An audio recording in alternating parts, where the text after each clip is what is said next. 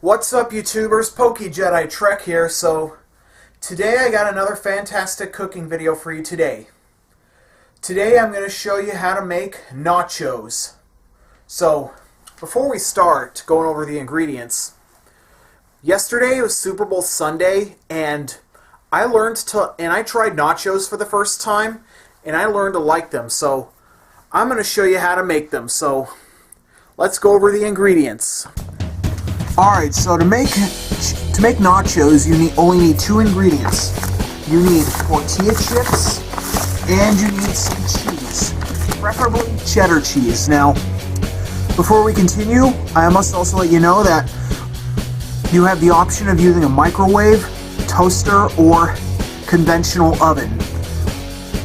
Okay, so let's get started.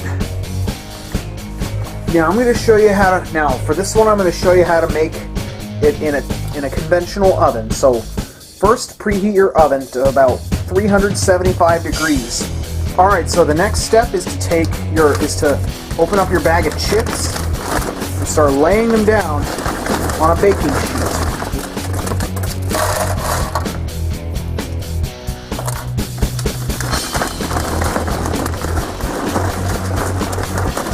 And also, while you're adding your chips, make sure you spread them out evenly. And make sure you spread them out evenly, so it looks like really good chips. Make sure you spread your chips out evenly. Also, the next up, you're gonna take some of your cheese and you're gonna sprinkle it all over the chips. I gotta turn the camera off so I can do it properly. Alright, so got the cheese all spread out, and as you can see, I had to improvise a little bit by taking some cubed cheese and shredding it myself. So now I'm going to put this in the oven at 375 degrees. Now this is important. You got to keep it sharp. You got to set a timer for about 6 minutes. And you might want to keep an eye on the cheese, because once the cheese melts, they're done. Alright, so 6 minutes are up. Let's see. I'm going to pull them out of the oven.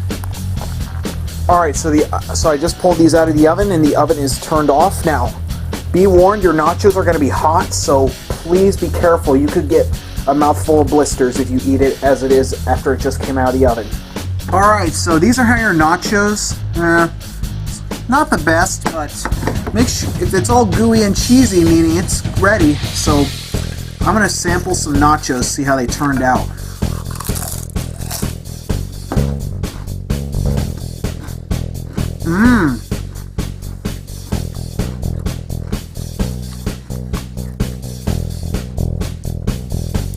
Not the best job at spreading the cheese around, but they turned out pretty good.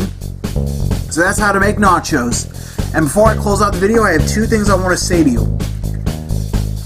When you're making nachos, you can also add jalapenos or chicken or ground beef or ground turkey or even chili to the nachos you make.